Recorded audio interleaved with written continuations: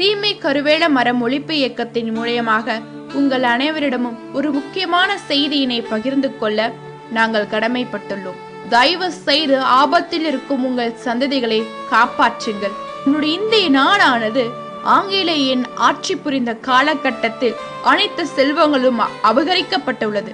ஆனால் இயற்கை செல்வத்தை மட்டும் அவர்களால் கொள்ளையடிக்க முடியவில்லை. அந்நியர்கள் இந்தியாவிற்கு விடுதலை கொடுத்து செல்லும் பொழுது இந்திய நாட்டின் இயற்கை வளத்தை அழித்துவிட நாடெங்கும் இந்த சீமை கருவேல மரங்கள் தூவிவிட்டனர். அவர்களின் சதியின் படியே நம்மளுடைய தமிழ்நாடு உட்பட பல மாநிலங்கள் இயற்கை வளத்தை இழந்துள்ளது. குறிப்பாக சீமை கருவேல மரம். இதனால் பெரிதும் பாதிக்கப்பட்ட கேரள அரசாங்கம் இம்மரங்களை வளர்க்க தடை விதித்து முற்றிலுமாக அழிக்க உத்தரவிட்டதால் இன்று கேரளாவில் சீமை கருவேல மரம் இடமே அங்கு முழுதும் அழிந்து விட்டது.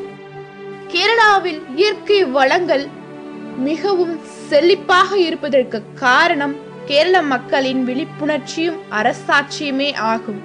தயவு செய்து இதை நீங்கள் நினைவில் வைத்துக் கொள்ளுங்கள். சீமை கருவேல மரங்களால் பாதிக்கப்பட்டு பாலைவனமாக மாறிவரும் நம் தாய் தமிழ்நாட்டினை காப்பாற்ற இயற்கையினை பாதுகாக்கும் மரங்களையும் செடிகளையும் நட்டு வளர்க்க வேண்டிய ஒரு மிகப்பெரிய பொறுப்பில் நாம் அனைவரும் இருக்கின்றோம் என்பதை புரிந்து கொண்டு தயவு செய்து அதற்கான நடவடிக்கையில் உடனே ஈடுபடுங்கள். இந்த சீமை கருவேல மரத்தின் தீமைகள் மிக மிக மிக கொடூரமான ஒரு நிலையில் உள்ளது என்பதை நீங்கள் அனைவரும் நினைவில் வைத்துக் கொள்ளுங்கள். இன்றைய காலகட்டத்தில் பருவமழை பெய்யாமல் போவதற்கு சுற்றுச்சூழலை காரணம் வானிலை மாற்றம் என்று நீங்கள் நினைத்தால் அந்த இடத்தில் தான் நாம் தவறு செய்து விட்டோம். அவையல்ல, இந்த சீமை கருவேல மரத்தினால்தான். ஆம், பருவமழை பெய்ய விடாமல் தடுப்பதற்கு சீமை கருவேல மரம் ஒரு முற்றுப்புள்ளியாக நிற்கிறது.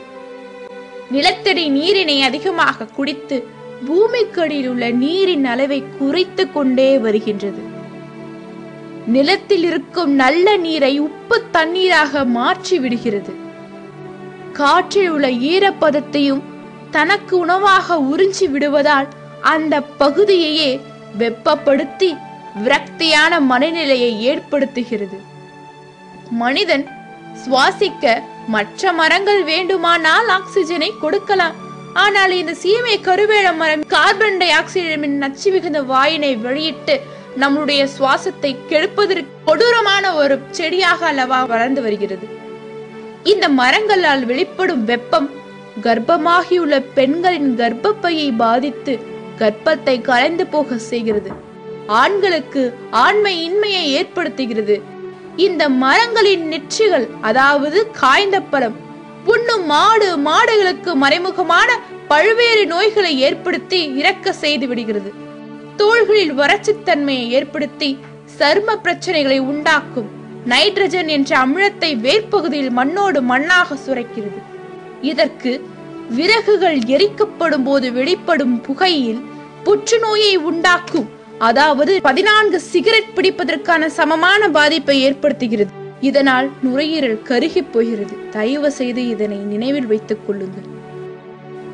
சீமை மரங்களை வெட்டுவோம், மழையினை பெறுவோம். சீமை கருவேல மரம் ஒழிப்பு இயக்கத்திற்கு உங்களுடைய ஆதரவினை கொடுங்கள். நம்முடைய தாய் தமிழகத்தை உலகத்திற்கே ஒரு முன்னோடியான ஒரு மாநிலமாக மாற்றி காட்டுவோம்.